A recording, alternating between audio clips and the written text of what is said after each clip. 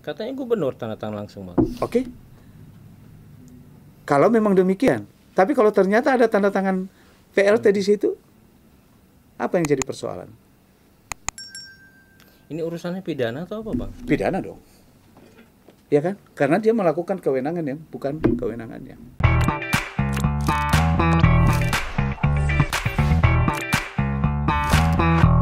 Sahabat, kali ini terasa spesial karena tamu kita akan belak-belakan sekali lagi bicara tentang polemik Sekda di Banten. Beliau adalah Bendahara DPD PDI Provinsi Banten. Saya selalu menyapa akrab beliau dengan sapaan Bang Marinus. Ya. Selamat malam. Selamat malam. Apa kabar, Bang? Kabar baik. Terima kasih nih udah datang. Iya, saya senang juga bisa datang di sini. Saya tahu nih, Abang nih sibuk. Dan kita akan kupas Ya. sekali lagi secara tuntas Iya. pada aspek hitam putih. Jadi kita akan tanyakan langsung kepada Bang Marinus satu pertanyaan yang kita awali dengan, Bang, persoalan Sekda ini. Iya. Siapa yang benar dan siapa yang salah? Saya agak susah menjawab siapa yang salah, siapa yang benar, ya, siapa yang membenarkan diri dan siapa yang menyalahkan diri, kan begitu. Persoalannya sebenarnya sederhana. Kalau tanya siapa yang salah, adalah yang memberikan, yang melakukan pemberhentian itu. Yang Abang maksud? Ya gubernur lah, karena dia mengeluarkan SK yang tidak sesuai dengan aturan main yang ada. Abang bisa jelasin aturan main yang dimaksud, Bang? Nah, proses pemberhentian Sekda Provinsi Banten ini yang namanya Al-Muktabar itu kan sudah hampir memakan waktu 6 bulan lebih, gitu ya. Tapi tidak bisa dieksekusi karena memang tidak sesuai dengan mekanismenya, ya. Dalam undang-undang ya sebagaimana diatur dalam Undang-Undang Nomor 5 2014 ya, PP nomor 17 tahun 2000, kemudian juga Undang-Undang Nomor 10 tahun 2016. Itu terjadi pelanggaran undang-undang. Dan yang paling simpel, pengangkatan sekda itu kan SK-nya presiden. Kalau diberhentikan atau diganti, atau istilahnya sekarang bergeser terus dengan pemaksaan pengunduran diri, itu harus SK presiden, bukan SK gubernur. Artinya Abang melihat ada pembangkangan terhadap presiden. Jelas itu pembangkangan. Kenapa saya mengatakan itu? Karena dari awal bahwa itu bukan kewenangannya. Bahwa mengusulkan ya untuk kepentingan tertentu, kepentingan Banten. Tapi ketika dipaksakan dengan egoismenya dia, saya pikir ini bukan lagi sebuah seorang pemimpin yang mengikuti proses yang seharusnya dalam proses pergantian Sekda Provinsi Banten itu. Bang, kalau tidak mengikuti aturan, kemudian ini sebuah pembangkangan, artinya ada motif politik dong. Pasti. Ini biasanya nih, kalau namanya gubernur kan pasti memilih sekda yang cocok dengan dia. Cocok dalam tanda petik, bahwa mungkin saja cocok karena memenuhi kepentingan, memenuhi kebutuhan, atau mungkin juga cocok karena searah, sepemikiran. Sepemikiran di bidang apa? Banyak juga faktor yang dipertimbangkan. Sepemikiran benar-benar mau membangun Provinsi Banten ini dengan baik, ya, untuk kepentingan masyarakat dan kepentingan peningkatan pembangunan di Provinsi Banten. Tapi kalau ada kepentingan lain, karena ada kepentingan pribadi, kepentingan politik, kepentingan sektoral, kepentingan kelompok, kepentingan yang menyangkut egoismenya seorang pemimpin, lalu dia mengajak sekdanya, tetapi itu akan terhambat karena sekdanya tidak setuju dengan persoalan itu jadi persoalan. Untuk memuluskan itu, dia harus mengganti sekda itu. Itu yang jadi persoalan menurut saya. Harus Jadi, mengganti artinya harus mengkudeta. nah, ini yang saya katakan bahwa dia memaksa dirinya untuk melakukan pembangkangan itu dengan melakukan pelanggaran yang bertentangan dengan aturan, bertentangan dengan undang-undang, hanya karena untuk kepentingan diri sendiri. Itu persoalan. Artinya terjadi politisasi. Kalau politisasi sudah pasti, karena memang dia pemimpin kan dari politik, itu tidak bisa dipungkiri. Sepenglihatan Abang, apa yang akan dicapai oleh kudeta sekda ini? Menurut saya, kalau kita mengikuti aturan main yang baik, dia tidak akan mencapai apa-apa. Kan sekarang dia tidak bisa. Ini Gubernur Banten sekarang kan sudah mau selesai, sudah di ujung masa jabatan yang akan diakhiri pada tanggal 12 Mei nanti. Jadi apa yang mau dicapai? Dia hanya membuat keributan, kericuhan, gonjang-ganjing, kegaduhan di dalam pemerintahan, sehingga ini jadi kegiatan aktivitas yang seharusnya sudah harus dilakukan sebelum dia selesai masa jabatan ini, Pak Gubernur selesai masa jabatan, tidak bisa dilaksanakan dan dieksekusi dengan baik. Abang melihat ujungnya nanti seperti apa penyelesaiannya? Apakah Pak Al akan balik lagi? Wajib balik. Kenapa? Karena ini kecuali kalau presiden mengatakan lain melalui Kemendagri, gitu ya. Karena kalau Kemendagri sudah mengusulkan, lalu kemudian presiden menyetujui, yaitu pernyataan lain. Kalau wajib balik, ya, mekanisme seperti apa yang akan terjadi? Ya harusnya rekonsiliasi aja. Tidak ada yang harus wajib ini. Lalu kemudian kan ada surat-surat yang dilakukan, yang dikirimkan oleh gubernur ke Kementerian Dalam Negeri untuk penyelesaian persoalan yang ada ini, untuk mengusulkan juga sekda yang diusulkan oleh beliau. Dia harus cabut itu. Kalau tidak terjadi kesalahan informasi sebenarnya. Ada miskomunikasi yang mungkin sengaja dibangun, tidak hanya dalam posisi gubernur, tapi ada memang orang-orang yang ada di samping gubernur ini juga yang punya kepentingan lain terhadap posisi sekda ini. Siapa yang tidak mau sih di posisi sekda, Bos? Sekarang ini di Provinsi Banten. Nah, Bang, kalau kemudian masih egois, konstelasinya akan kemana? Apakah jalur hukum menjadi satu mekanisme yang tepat? Menurut saya ya, untuk menguji keputusan yang sudah diambil oleh gubernur sebagai pemimpin, sebagai gubernur Banten, diuji benar gak keputusan itu sesuai dengan undang-undang. Lewat apa? Karena ini bersifat administrasi, dia harus diuji di petun. Dan sepengamatan saya seharusnya ini gubernur pasti salah. Kalau dipetunkan, sekda menang dong. Sudah jelas itu. Karena proses pemberhentian ini tidak bisa dilakukan, bukan kewenangannya kewenangan gubernur satu-satunya gitu ya. Tapi dia harus meminta persetujuan dari pimpinan tertinggi di negara Republik Indonesia ini. Kemendagri yang menjadi representasi presiden untuk persoalan sekda ini tahu nggak bahwa terjadi pembangkangan? Tahu, Bang. Dan faktanya tidak memberikan rekomendasi terhadap usulan gubernur kan? Itu buktinya. Itu salah satu. Tapi nggak ada konsekuensi terhadap sebuah pembangkangan, Bang. Harusnya ada. Kira-kira nanti kan pasti ada sanksi-sanksi, ya, nanti sanksi-sanksi dari kesalahan-kesalahan yang sudah dilakukan itu. Ya, minimalkan terjadi sanksi politik.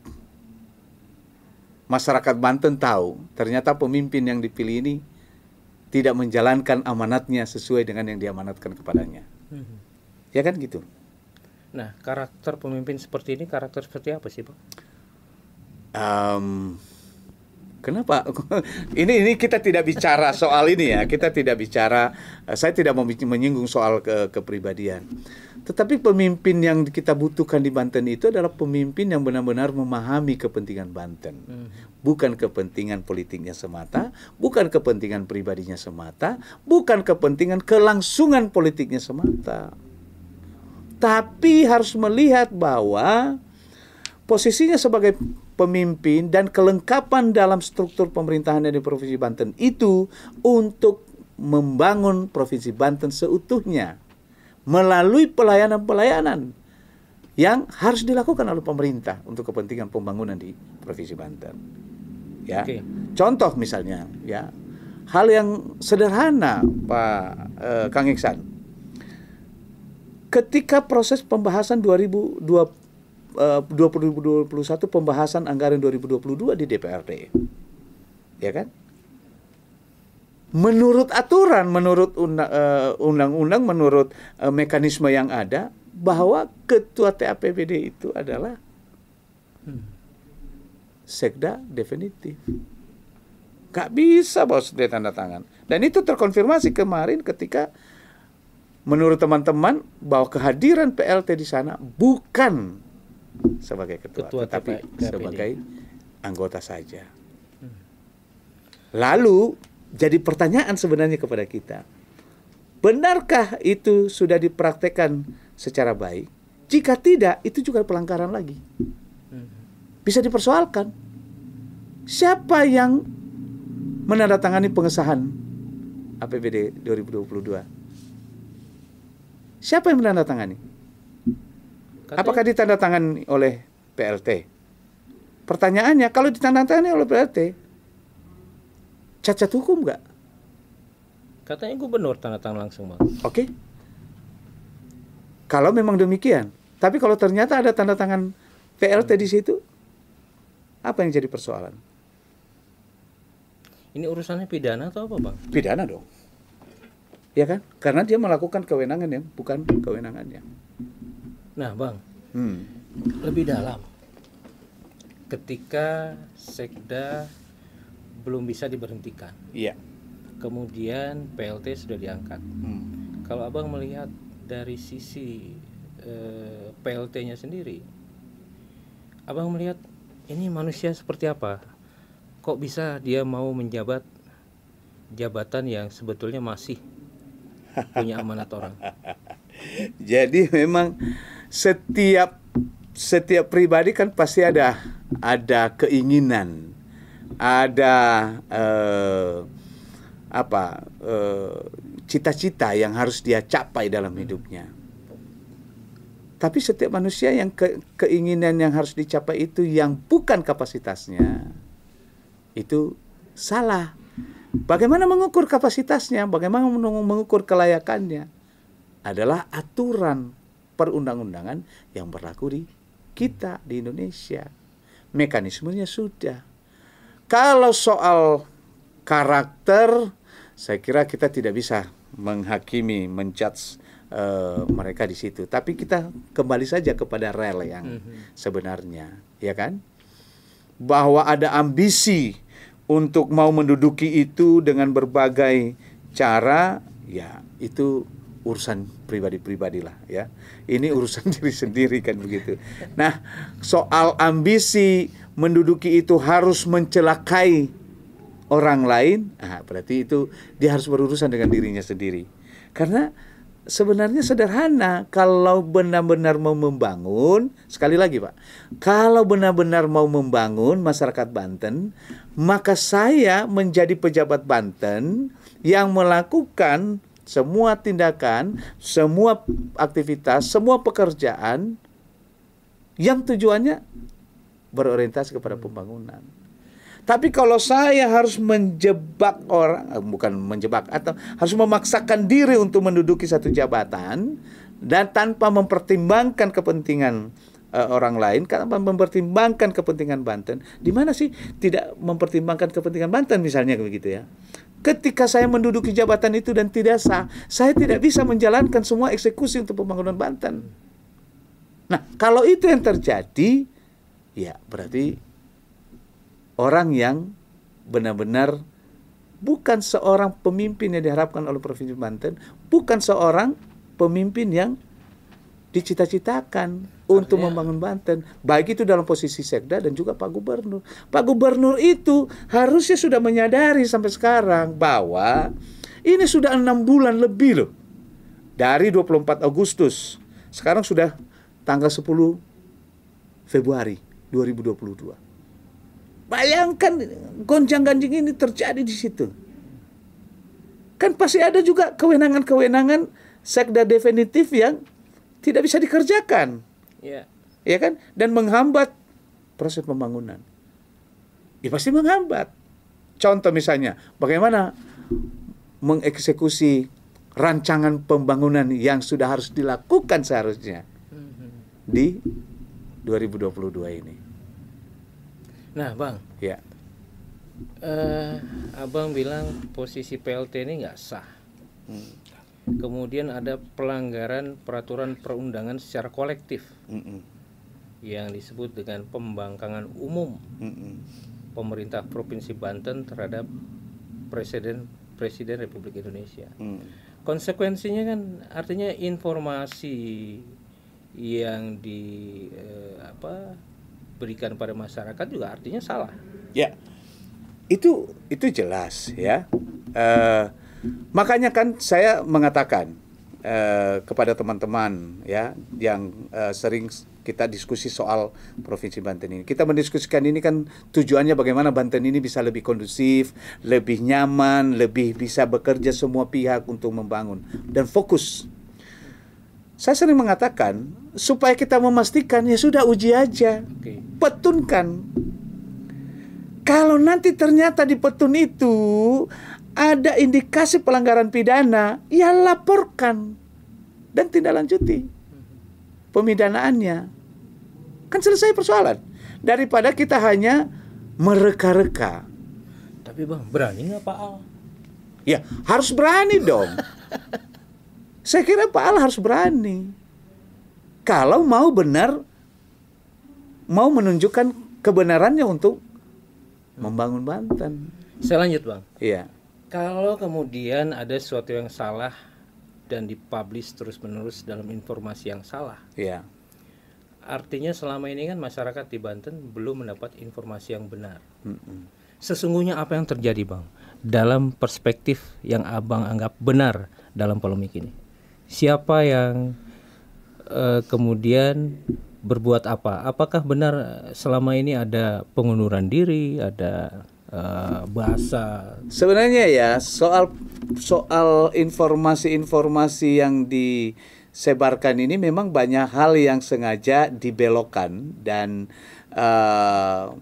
disiarkan kepada publik untuk mencari kebenaran sendiri-sendiri. Contohnya Bang? Ya, soal pengunduran diri tadi. Karena kita konfirmasi kepada Al-Muktabar bahwa dia tidak pernah mengundurkan diri.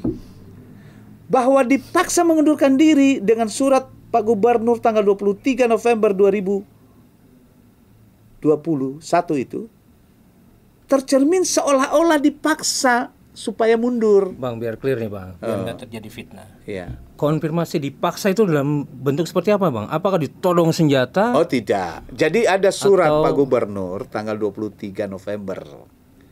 Ya. Sebenarnya kalau menurut aturan yang aturan Permendagri yang mengatur tentang posisi jabatan gubernur, bupati, kepala daerah 6 bulan sebelum dan setelah menjabat itu tidak boleh melakukan tindakan apa-apa. Yang seyogianya kan tanggal 12 November Pak Gubernur itu sudah tidak punya kewenangan lagi untuk melakukan perombakan struktural ya. Terutama yang khusus untuk jabatan-jabatan yang strategis ya, jabatan struktural yang strategis.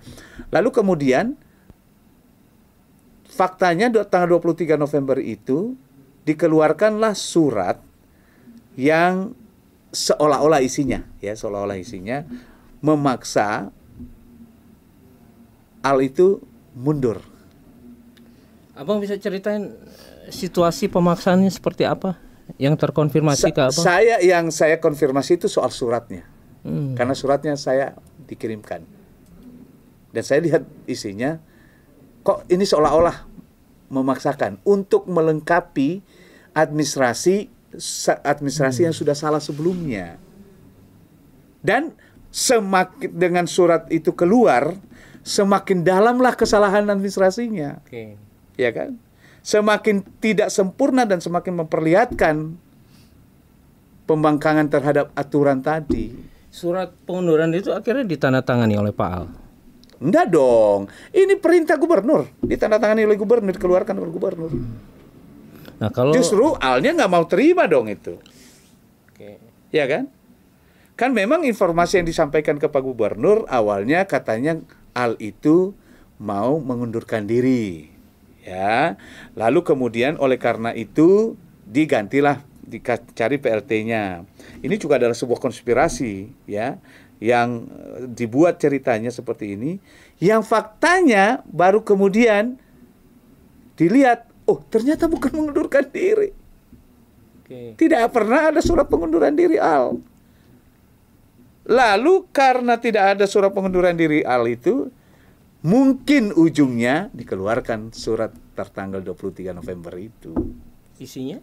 Yang isinya seolah-olah meminta supaya mengundurkan diri. Oke. Memundurkan lah, artinya perintah bahwa ini diberhentikan. Kan nggak bisa. Nah, kemudian Bang, juga beredar bahwa Pak Al itu mengajukan surat pindah yang kemudian ini diasumsikan atau diartikan sebagai pengunduran diri. Kalau itu terjadi, kan biarkan terproses dulu dong. Karena kalau itu dia mau pindah tugas misalnya, lalu Kemendagri tidak menyetujui, itu tidak terjadi, Bos. Tidak terjadi, maka dia tetap di posisinya. Artinya proses pindahnya harusnya Iya. dipenuhi dulu. Nah, dengan tidak dijawabnya surat itu oleh Kemendagri, permohonan pindah tugas itu, maka secara otomatis kan sudah dibatalkan. Terakhir Bang, Ya. muncul juga pemberitaan ketika pengunduran diri tidak terbukti, proses pindah tidak bisa dieksekusi. Kemudian katanya ngilang Bang. Ngilangnya siapa? Siapa yang hilang? Pak Alnya, sehingga tidak bisa menjalankan fungsinya. Nah, jadi lucu memang, ya lucu. Biasa kalau sudah salah kan harus mencari menutupi terus kesalahan ini kan. Ini lucu Bos, ya. Karena yang kita dapat konfirmasi bahwa sejak persoalan ini digulirkan, absensi itu dicabut. Absensi siapa Pak? Absensinya si Al tadi. Tidak, absensi elektroniknya dicabut, kemudian dia tidak dikasih tempat tempat lagi untuk duduk begitu ya, untuk berkantor.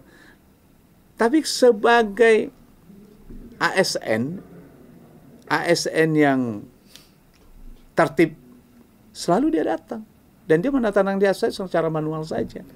Yang nyabut siapa Bang? Ya pasti pemerintah provinsi dong, ya melalui BKD. Kan yang punya kewenangan untuk melakukan itu kan BKD. Yang mengontrol ASN di provinsi pasti BKD. Bang, kita ngomong... Siapa yang memberikan perintah kepada BKD? Siapa pimpinan BKD? Gubernur. Siapa lagi? Kita ngomong dalam nih Bang tentang polemik Sekda. Nggak apa-apa. Ngomong-ngomong emang Pak Alnya mau balik Bang?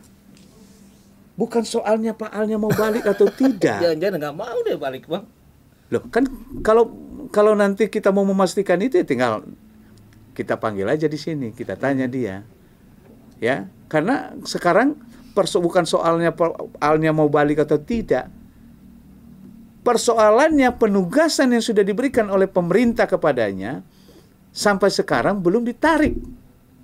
Artinya kalau Pak Al tidak sungguh-sungguh memperjuangkan, maka Al juga ikut sebagai bagian dari ya, konspirasi seolah-olah dia tidak melaksanakan tugas sesuai perintah yang sudah diberikan oleh oleh pemerintah pusat, oleh presiden melalui SK presiden. Jadi memang Pak Al juga harus menunjukkan iya dong, wajib sisi hitam putihnya. Iya.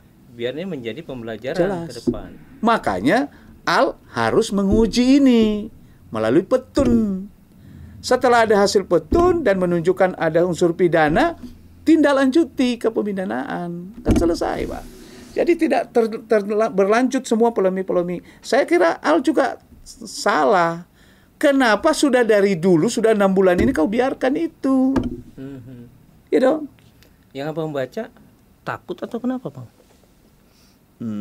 Saya tidak melihat soal takut ya. Mungkin ada pertimbangan lain kali. Sebagai rasa hormatnya dia kepada pimpinannya, kepada Pak Gubernur. Menghargai Pak Gubernur. Tapi kalau Pak Gubernur tidak menghargai dia, itu jadi persoalan. Cinta bertepuk sebelah tangan, Bang. Iya. Ya sebelah tangan. Jadi dengan bunyi-bunyi gitu ya. Dan jangan-jangan bukan tangan dia, Bang. Ya, dalam situasi ini sebenarnya juga pastilah ya kita menduga mungkinkah ada pihak-pihak lain juga yang mengambil kesempatan untuk kepentingan dan keuntungan pribadi masing-masing. Pasti ada. Pertanyaannya siapa? Ya ini mari kita coba telisik lebih dalam. Yang Abang identifikasi, yang paling dekat? Belum Belum ada, Bang. Belum bisa saya sampaikan. Bang, polemik ini Ya. kira-kira pengaruhnya terhadap konstelasi 2024 seperti apa? Kalau polemik ini menurut saya menjerumuskan diri sendiri. Pak Gubernur menjerumuskan diri sendiri untuk ya mungkin tidak akan simpati masyarakat kepadanya ketika ia mencalonkan diri lagi. Tapi kalau dia punya keinginan 2024 segera dia harus selesaikan ini. Gampang sebenarnya, Bos. Semua surat-suratnya yang sudah dia ajukan permohonannya kepada melalui Kementerian Dalam Negeri, tinggal kirim surat lagi, cabut itu barang, selesai. Besok segera juga langsung rekonsiliasi. Apa yang menjadi bargaining politikmu? Kan ini kepentingannya. Kepentingan 2024 kan. Yang dia bangun juga sekarang ini sebenarnya adalah kepentingan politik 2024. Tetapi kepentingan persoalan dia, cara dia membangun sekarang itu ya ada tantangan yang kuat gitu. Karena kalau latar belakangnya, kalau motivasinya tadi untuk kepentingan politik, pasti ada politik yang berlawanan juga kan, yang tidak akan membiarkan politik itu terjadi gitu. Artinya sudah terjadi pertempuran nih, Bang. Terjadi pertempuran politik kan gitu. Nah, dalam pertempuran ini kali Pak Gubernur takut dengan partai yang mendukung dalam salah satu pertempuran ini. Kita belum masuk di situ ya. Persoalan ini kan belum masuk di situ. Ini kan menurut saya dia harus selesaikan dulu mekanismenya. Ya, kalau mau berujung baik, kalau menurut saya sebagai politisi yang baik dan pemimpin yang baik, dia pasti bisa melihat yang lebih jauh ke depan. Pasti dia sudah bisa tahu apa endingnya nanti 2024. Nggak simpati, Bos. Siapa yang simpati sama dia? Kalau caranya seperti ini. Walaupun nanti dia bisa mencalonkan diri, ya masyarakat Banten makin tidak bersimpati juga untuk memilih dia lagi kan. Semakin lama sebetulnya makin banyak nih pertanyaan. Banyak. Penasaran. Ini nggak selesai, Bang. Karena dibatasi waktu. Saya ajukan satu pertanyaan terakhir, Bang. Ya. Saya ingin Abang kasih pesan ke masyarakat Banten bagaimana menyikapi polemik ini. Ya. Menurut saya untuk seluruh masyarakat yang mencintai Banten, marilah kita kawal ini dan kita menghimbau secara bersama-sama kepada Pak Gubernur, jadilah pemimpin kami sebagai masyarakat Banten yang benar-benar membangun kami di Banten dan menjadikan pembangunan itu untuk kesejahteraan kami sebagai masyarakat Banten. Harapan, Bang? Harapan, itu harapannya. Oke, makasih, Bang. Makasih. Artinya Ya. masyarakat nggak punya harapan lagi dengan pemimpin di Banten kalau persoalannya nggak selesai. Seperti itu, pasti. Apa harapan yang kepada yang seperti ini? Hanya berkutat dengan persoalan. Dia tidak pernah bisa menyelesaikan persoalan. Ya kan? Kalau mau maju kan, ya udah, kamu jangan mondar-mandir aja di situ benang kusut. Maju gitu loh. Maju itu tinggalkan sini, selesaikan persoalan ini. Oke, Bang. Cara menyelesaikannya kemungkinannya ada dua. Diuji oleh pihak lawan melalui pengadilan, melalui TUN, atau dengan itikat baik gubernur mencabut seluruh persoalan administrasi ini, dikembalikan kepada yang sebenarnya. Sudah selesai. Sahabat, sikapi dengan bijak dan cerdas dan tidak perlu emosi. Terima kasih. Selamat malam. Assalamualaikum warahmatullahi wabarakatuh. Mantap. Terima kasih.